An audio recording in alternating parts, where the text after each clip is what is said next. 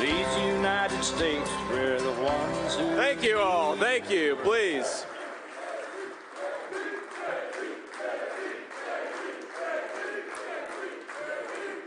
Thank you. Thank you. Please, please, please. It is great to be in North Philly. God bless you all. Well, let me just give a few shout-outs here to some of my friends who are along for the ride with us. First of all, we got the great Republican Party head in Pennsylvania here, Lawrence Thomas. Where's Lawrence at? Give Lawrence a round of applause. Here he is over here, okay. We've got the great Jeff Bartos. Where's Jeff? Helping us out a great deal in the state of Pennsylvania. And then all the way from Missouri, we've got the great Eric Schmidt, I believe the tallest Republican United States Senator. Where's Eric? Also thrilled to have Ambassador Carla Sands here. Carla, thanks so much for being here. Let me just talk a little bit about what this election is all about and what's at stake here.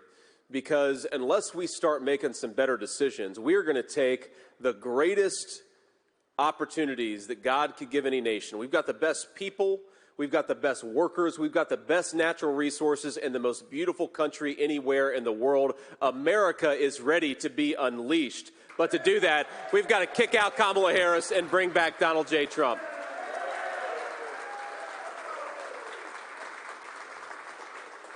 Now, we're here, of course, in a great facility, Diasor, but I'm going to call on the leader of this great company here at the end. And what I'll do here is give a little bit of a background on why we're here in North Philly, and then I'll take a few questions from reporters, and then I'd love to bring up a couple of local business leaders to sort of bring it home and talk about why we care about these things that we care about. But look, we have a country that is being failed by its present leadership.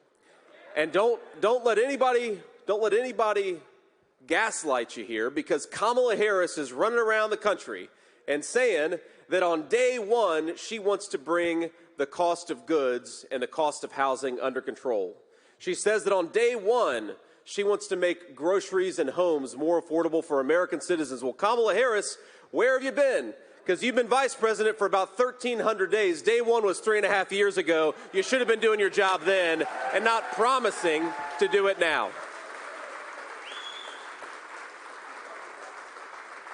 Let's just take stock of the economic record of Kamala Harris. Electricity is up 30%. Food, that's right, food is up more than 20%. Gasoline is up 50%.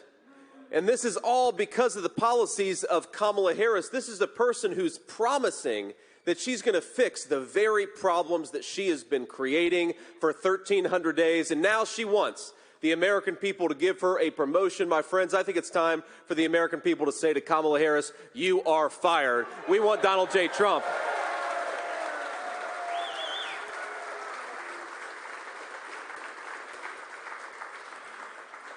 Now, the other thing that I find interesting about Kamala Harris's campaign is that even though 99% of the mainstream media is in the tank for her, right?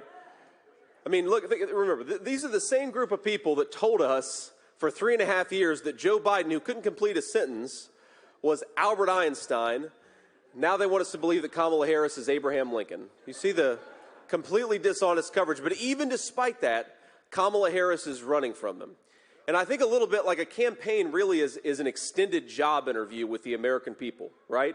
So this is a person who is asking you, the American people, for a promotion to President of the United States, but she refuses to sit down for an interview, even with the extremely friendly media. Now, is that a person that we should reward with a promotion?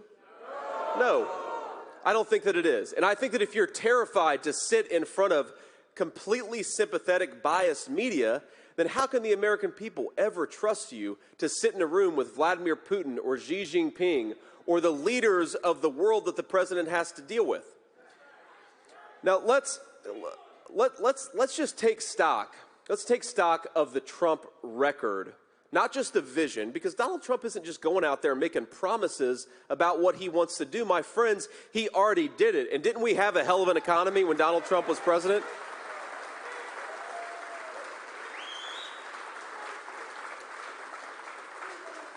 Here's what we're going to do. We are, first of all, going to unleash Pennsylvania energy workers. We are going to drill, baby, drill.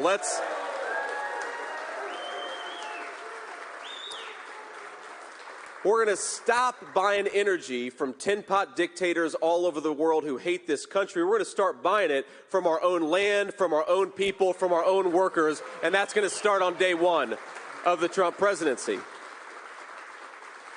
And when we do that, my friends, we're going to bring down energy costs, not just for American families and American consumers. We're going to bring it down for American manufacturers and American businesses like DyeSorb, where we're sitting right now.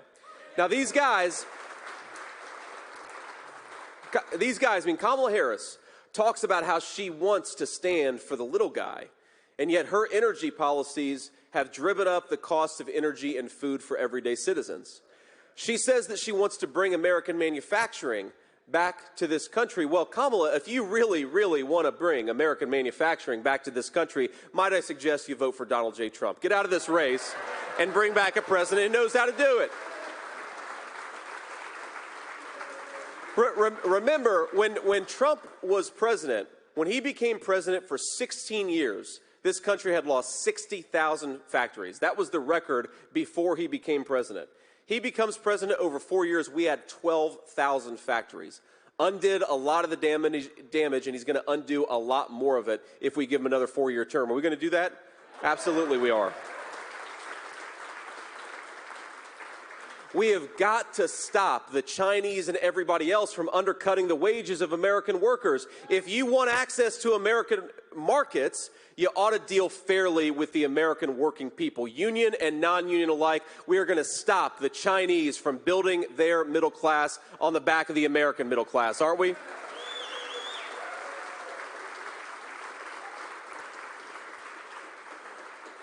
We're going to unleash American energy, which drives down the cost of manufacturing. It also makes it possible for a lot of poor families to heat their home this winter.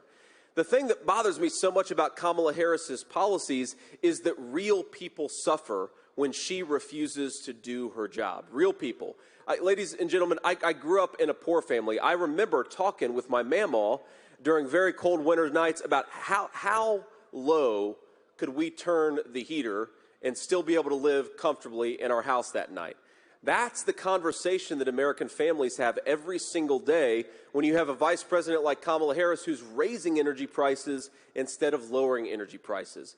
It is a disgrace.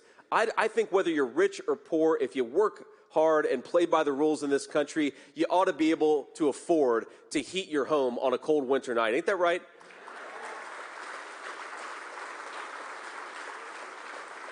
I think if you work hard and play by the rules, whether you went to college or didn't go to college, you ought to be able to work in a job that respects your dignity and pays you a good wage.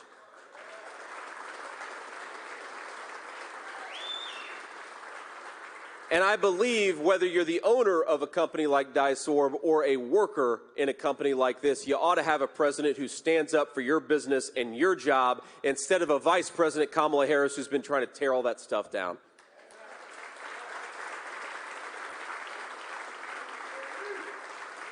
So here is the Trump plan. Again, it's very simple, and it's not just a plan because he already did it. Number one, we are going to stop the reckless spending that you've seen from the Kamala Harris administration, give more Americans more of their hard-earned money, and stop this affordability crisis. We are going to cancel these ridiculous regulations that make it hard to manufacture and build things in the United States of America. Just today, I read about a power plant regulation coming from the Kamala Harris administration that would shut down a ton of American power plants. Who's going to benefit from that? The Chinese. Now, they say they care about our environment, but if you're manufacturing more and more in China, the dirtiest economy in the world, you're not benefiting the environment, you're not benefiting American workers. You're maybe benefiting Kamala Harris's donors, but you're not benefiting the American people. We're going to unleash American energy, make this country energy dominant again. Donald Trump already did it. We're just going to do it one more time. Now, I want to bring the press up here to take a few questions, but before I do that, I just want to offer a few observations and a few remarks on the state of this campaign. Number one, I already said this, but I'm going to repeat it for our friends in the back. It is disgraceful that Kamala Harris pretends to run for the presidency of the United States, but she refuses to stand before the American people without a teleprompter standing between them. Kamala, what are you so afraid of? The American people are good and kind, even if they don't like your politics. Why don't you get out and talk to them? If you want to be the people's president, you ought to be willing to stand before the people and answer a few tough questions. I don't think that's too much to ask, is it? Now, speaking of, she has got quite the running mate, this guy, Tim Walz, who...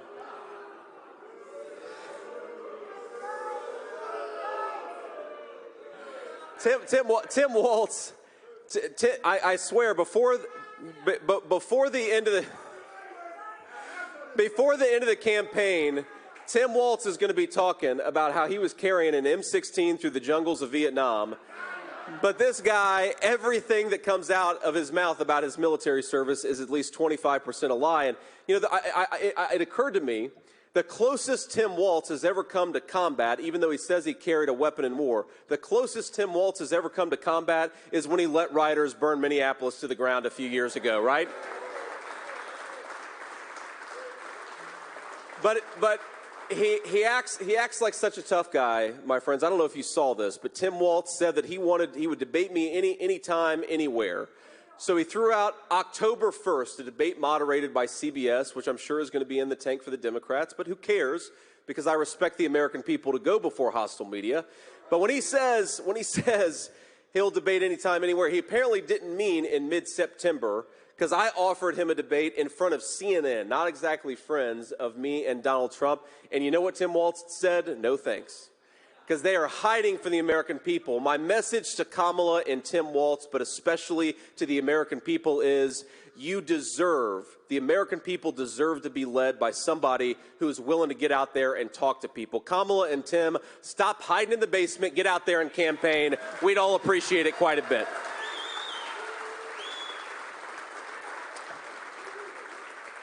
Now, like I said, I'm going to bring up a couple of these great business leaders, but before we do, I'd like to answer some questions from primarily local Philadelphia press. We've got to get out of here and go get a cheesesteak. We're going to go get a cheesesteak after this, right? We are in Philly.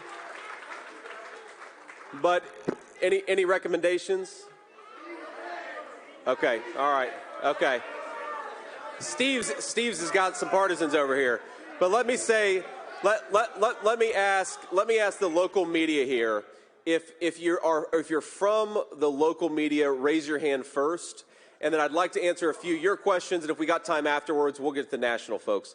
It's very bright, so it's hard to see all. But ma'am, I believe in a black shirt. Yes. Here we go. Rosemary Connors from NBC Philadelphia. Senator Vance, what's your message to Pennsylvania voters on abortion? Has your opinion changed? Do you think there should be a national ban? Or should it be left up to the states? Look, it's okay. It's all right. It's all right. Look, first of all, I think it's important to be honest about what Donald Trump and I are focused on here. And what Donald Trump and I are focused on is making the American dream affordable again for Pennsylvania families. That is what we're focused on. Look, on the abortion question in particular, what President Trump has said has been very direct. And I think honestly he's tried to find some common ground in this country that has been divided by this question for 50 years. He said, look, Pennsylvania is going to want to have a different abortion policy from Ohio, which is going to want to have a different policy from California. Let the states decide. Let the people in those states decide. And I think it's important to point out just how different Donald Trump's common sense approach is from our opposition. Because these guys are talking about taxpayer-funded abortions up until the moment of birth. That is sick stuff. Whether you're pro-choice or pro-life, I think we can all agree that we do not need to have American taxpayers paying for abortion at 33 weeks of pregnancy. It's gross.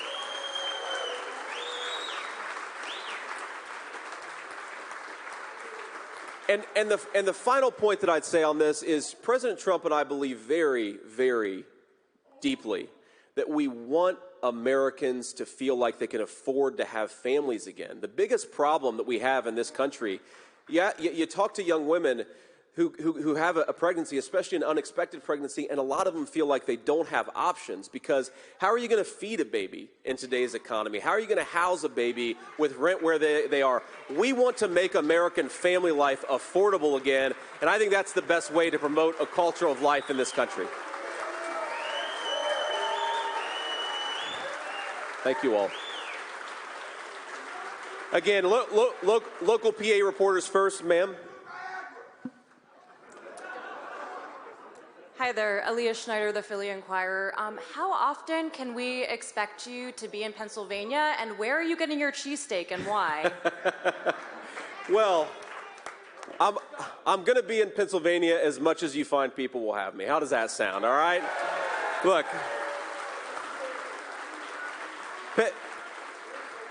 Pennsylvania is an incredibly important state to me and President Trump. It is a state with a proud energy tradition, a proud manufacturing tradition. We believe that if we make more stuff in America, Pennsylvania workers and Pennsylvania families are going to benefit. So we're going to be here a lot, taking our message to the whole state, because who wants to make more stuff in the United States of America? Who wants to build more factories in the United States of America? Who wants to rely on American workers and not on Chinese workers right here in the state of Pennsylvania? This is a very, very important state for us. Ladies right here. JD, Linda Stein, Delaware Valley Journal. What is your position and President Trump's position on Israel and the Gaza war? Well, look, our position is pretty simple. It's that the best thing for Israel and the best thing for the United States is for this war to be over as quickly as possible and for Hamas to be destroyed in the process. And what I don't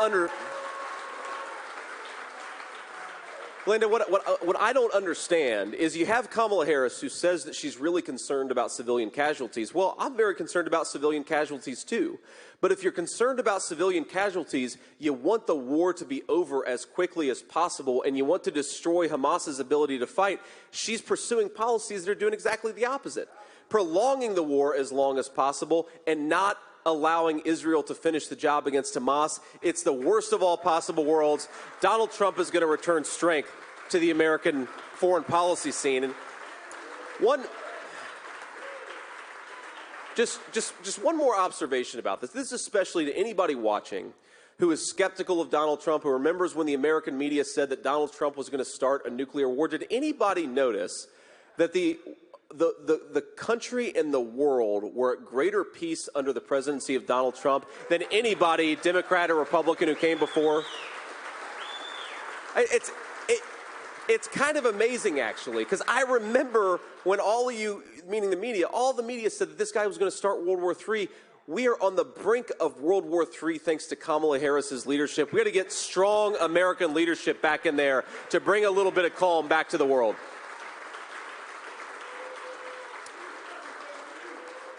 Pennsylvania? I love this. Who is this guy? We need to bring him on the plane with us. Senator, yes, on sir. July 21st, Donald Trump was ahead of Joe Biden by 4.5% in an average of polls in Pennsylvania. Today, it's a statistical tie between Donald Trump and Kamala Harris. One, do you believe the polls? And two, if you do, how do you get that ground back? Well, look, I don't believe the polls when they say that we're up. I don't believe the polls that say that we're tied. I don't believe the polls that say that we're down. Our job is to win the trust of the American voters, not public opinion polls. I think, look, what I think, and I saw this in my own race for the Senate. I remember when all the public opinion polls in August said that I was going to lose my race for the United States Senate, and then I won in a pretty convincing fashion just a couple of months later. I believe that the media puts out these polls knowing that it's going to depress turnout, and it's going to make the conversation about the polls. Who cares what the polls say, whether they say we're up or we're down? What I care about is that Americans can't afford groceries. That's why we're running, and that's the problem that we're going to fix, and that's why Donald Trump, I believe, is going to win the state of Pennsylvania. He's going to win the whole country. PA.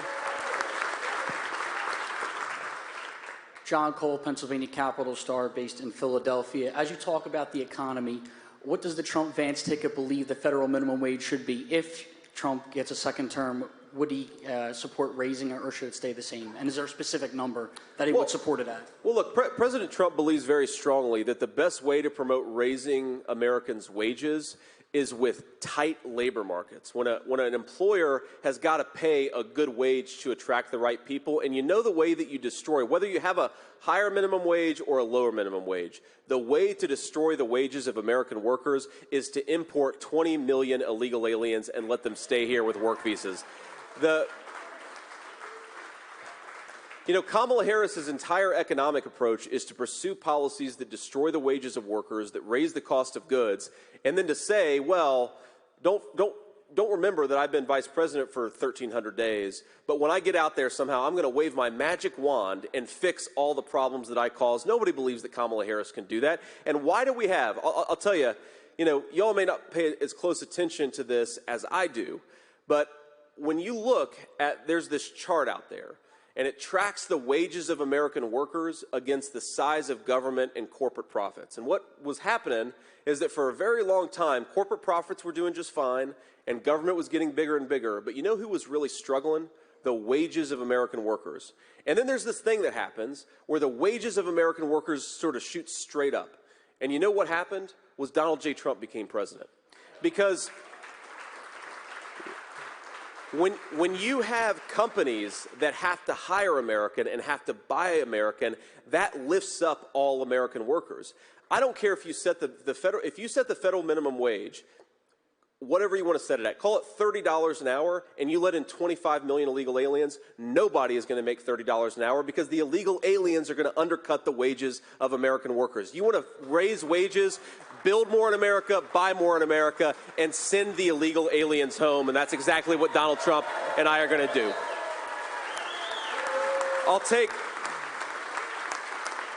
I'll take one more question, and then I'd like to bring up a couple business leaders. Ma'am, maybe right here in the front. Nikki Dementry with CBS Philadelphia. Senator Vance, you've been in Philadelphia twice in about 2 weeks. This is a city, though, that is run by the Democratic Party, has been for quite a while. Why do you feel this city is so important for the campaign, and can you win it come November? I think we absolutely can win it. We're going to win the whole state of Pennsylvania and Philadelphia. Look,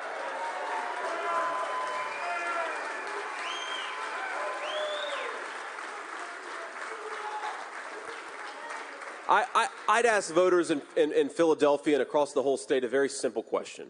Has your life been better off under Democrat leadership? Have your communities gotten safer under Democrat leadership? Have your wages kept up with affordability under Democrat leadership? And because the answer is no, I think that Americans, Pennsylvanians, and the citizens of this city are ready for a change. They're ready for the presidency of Donald J. Trump. All righty. Now, on the topic of Americans being ready for a change, I want to call up a couple business leaders who have built great businesses right here in Philadelphia. And I want to start with the leader of DICE-ORB, where, of course, we're sitting right now. Ted, come on up here. Give a round of applause for Ted.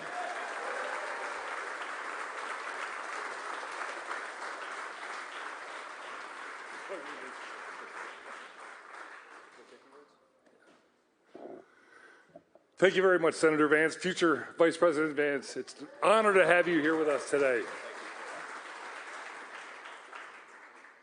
I got to tell you, quite honestly, I didn't know a lot about Senator Vance until he was nominated for Vice President. I've come to learn quite a bit, and I'm beyond impressed. He's the guy we need, along with Donald J. Trump, to lead this country the next 4 years.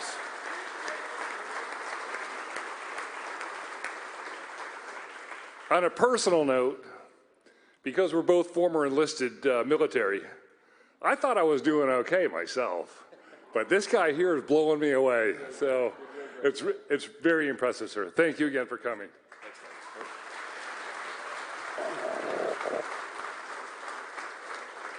Ted, I appreciate the kind words and appreciate this great company that you built. I now want to call up, and Sam, don't be mad at me if I screw up your last name here, but Sam Theavanayagam. I got it? Okay.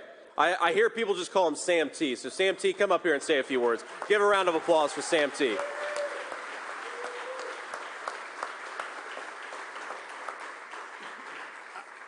I said to you earlier that what separates me and Senator Vance was butter chicken. Because his wife is vegetarian and of Indian descent. I am of Indian descent. So Senator Vance actually split the script by doing exactly opposite to what I did. But it's interesting that in the last 4 years, I serve as a defense contractor. In the last 4 years, there has been a huge erosion of the Department of Defense, the defense industrial base that actually supports the DoD. And that is a huge issue. With peer threats like China and Russia, we're going to have a huge problem at our hands, and manufacturing is the way forward. Workforce development and making sure that we are investing in our people so that we can increase capability, increase capacity, increase competency, and oh, by the way, we will be confident doing that. The two words that separate me and him was butter chicken. By the end of the year, that it'll be down to 2 letters, VP. All the best, sir.